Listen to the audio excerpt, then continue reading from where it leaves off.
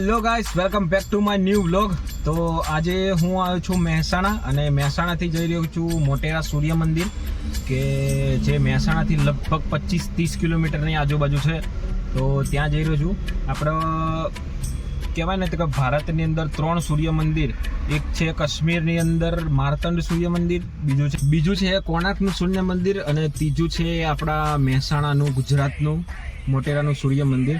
તો ત્યાં જઉં છું અને ત્યાંની તમને હિસ્ટ્રી ને એ બધું કહું, ક્યારે મંદિર બન્યું, ક્યારે કઈ રીતે શું થયું, તેની અંદર મૂર્તિ હતી એ ક્યારે ચોરાઈ ગઈ, શું થયું, એના આજુબાજુનું પાર્કિંગની જગ્યા, અંદર જવાની ટિકિટ શું છે એ બધું તમને આગળ જણાવું.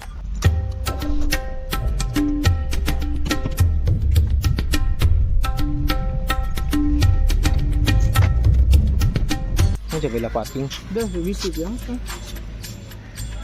બરોબર. એ ગેટ ગાડીની ટિકિટ લઈ લીધી છે 20 રૂપિયા અને હવે આની ટિકિટ અંદર જાણી છે 25 રૂપિયા. ટિકિટ લઈને અંદર જઈએ. અહીંયા બાજુમાં ફૂડ કોર્ટ છે, તમારે ખાવું બાવું હોય તો.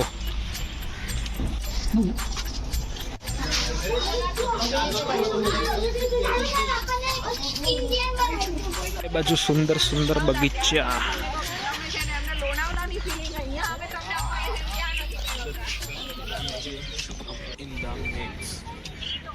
જો અહીંયા દેખાઈ રહ્યું છે સૂર્ય મંદિર.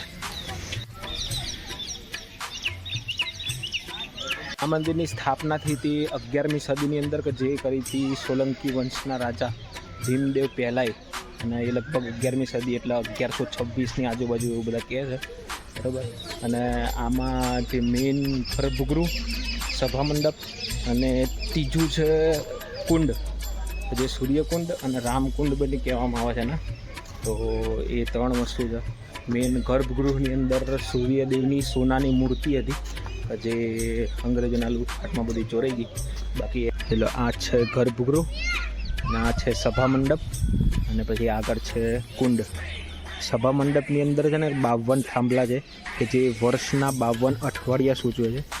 એની ખાસિયત એ છે ને કે એક જગ્યાએ ચૂનાનો ઇસ્તેમાલ કર્યો નહીં, ડાયરેક્ટ પથ્થરથી જ બનાવવામાં આવ્યું છે. અને 52 થાંભલા, જેના ઉપર અલગ અલગ દેવી દેવતાઓ અને મહાભારત અને રામાયણ એની પણ કુતરણી કરવામાં આવી છે, અને એ પણ દર્શાવવામાં આવ્યું છે. તમે આજ સુધી સિરિયલોમાં એમાં જોયું હશે કે વિષ્ણુ ભગવાન બેઠા હોય છે અને મા લક્ષ્મી એમના પગ દબાવતા હોય છે. તો એ કંઈ ખોટી વાત નથી, એ વર્ષોથી ચાલુ આવે છે અને એ સાચી વાત જે અહીંયા આપણે મંદિરમાં જોવા મળે છે. જો આરે ભગવાન વિષ્ણુ, બાજુમાં લક્ષ્મી માતાજી એમના પગ દબાઈ રહ્યા છે.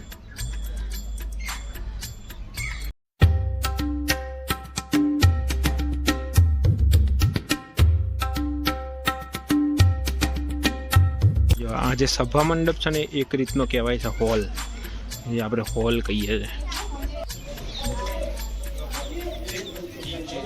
જો આ થાંભલાની તમે એક ખાસિયત જોશો ને તો નીચે અષ્ટાકારમાં છે અને ઉપર જતા ગોળાકારમાં થઈ જાય છે. આની આ એક ખાસિયત છે.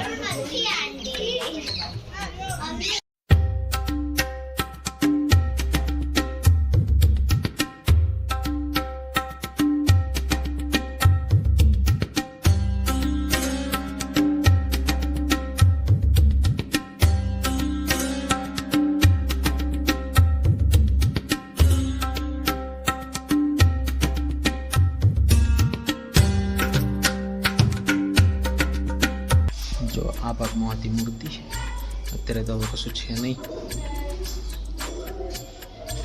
નીચે જતા કશું કંઈ દેખાતું જ નહીં, કંઈ દેખાય જ નહીં. જો હોકાયંત્રમ તમે જોશો તો ઈસ્ટ સાઈડ છે ને પરફેક્ટ 90 ડિગ્રી આવશે. એ જગ્યાએ મૂર્તિ હતી બિલકુલ સેન્ટરની અંદર, બિલકુલ સેન્ટરની અંદર મૂર્તિ હતી, બિલકુલ 90 ડિગ્રી. કંપાસ ચાલુ કરી, નેટ ચાલુ કરીને જોશો ને તમને દેખાશે.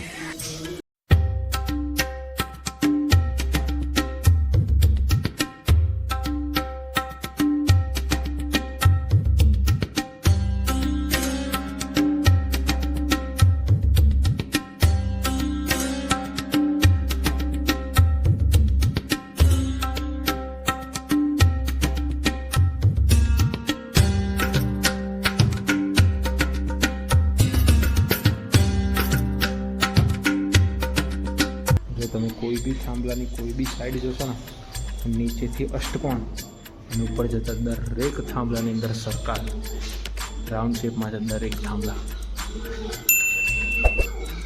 જો આ છે સૂર્યકુંડ કહી લો કે પછી રામકુંડ કહી લો, એ બંને એક જ કહેવામાં આવે છે. આમાં અલગ અલગ જો નાના નાના મંદિરો દેખાય તમને, દરેક જગ્યાએ આખી બાજુ સ્ટેપ વેલ જોઈ લો ને એમાં બધી જગ્યાએ તમને નાના નાના મંદિરો દેખાય છે. ટોટલ 108 મંદિરો છે, 108 મંદિર.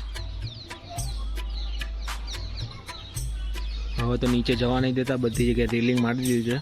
પણ હું પહેલાં એક વખત આવ્યો હતો ને ત્યારે હું મારા ભાઈબંધો બધા અમે બધા નીચે ગયા હતા છેક પાણી સુધી. નીચે કાચબાએ છે અને એક વખત તો કાચબા પકડ્યા હતા. એક કાચબો જુઓ ત્યાં યોગા કરી રહ્યો છે, સૂર્ય નમસ્કાર કરી રહ્યો છે અત્યારે.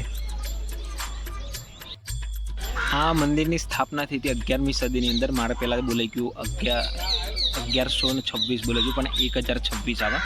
તો આ મંદિરની સ્થાપના કરી હતી સોલંકી વંશના રાજાઓએ અને એમનું નામ છે ભીમદેવ પ્રથમ. એમને કરી હતી સ્થાપના.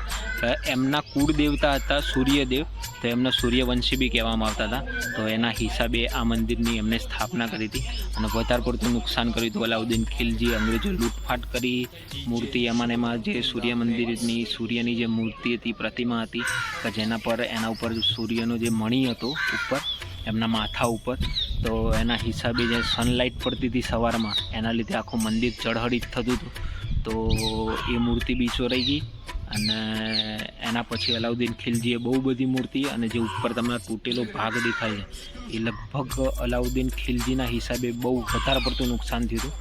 એટલે આ મૂર્તિ જોયા પછી ખબર પડી કે બહાર જે સૂર્ય ભગવાનના 12 સ્વરૂપ છે ને એ ટોટલ 12 મૂર્તિઓ છે. એક આ 2, આ બીજી 2, 3 અને 4, એક આ 5મા નંબરની, 6ઠ્ઠા નંબરની. તમે મંદિરની જેમ જેમ પરિક્રમા કરશો ને એ જગ્યાએ બીજી 2 આપેલી છે. જો બીજી 2 આ છે. દરેક કોર્નરની અંદર દરેક જગ્યાએ 2 મૂર્તિઓની સ્થાપના કરેલી છે, જે શનિ ભગવાનના અલગ અલગ સ્વરૂપ છે. પેલા લાસ્ટમાં એક આ જોઈ લો, આ છે સભા મંડપ.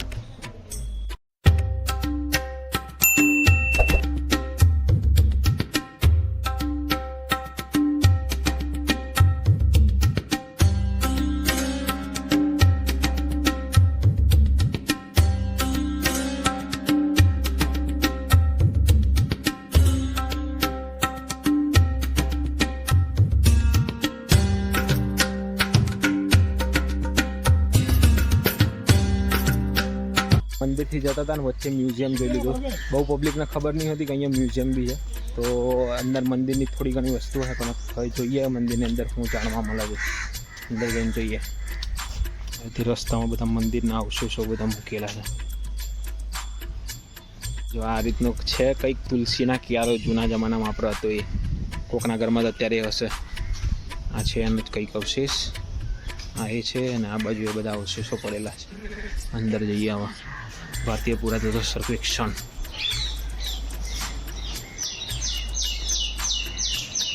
આપણે જે પ્રમાણે મંદિરમાં જોઈએ પણ ત્યાંના જે મૂર્તિઓ જે મેં કીધું અલાઉદ્દીન ખિલજીએ બધું કર્યું હતું, મંદિરના જે તોડફોડ કરી હતી ના છે, તેના બધા જે અમુક અવશેષો મળે ને આને અંદર મ્યુઝિયમના રીતે સ્ટોર કરીને રાખ્યા.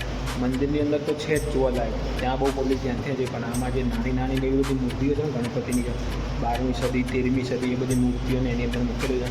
તો પહેલાં તો કંઈક થોડો ઘણો ક્વિક વ્યૂ.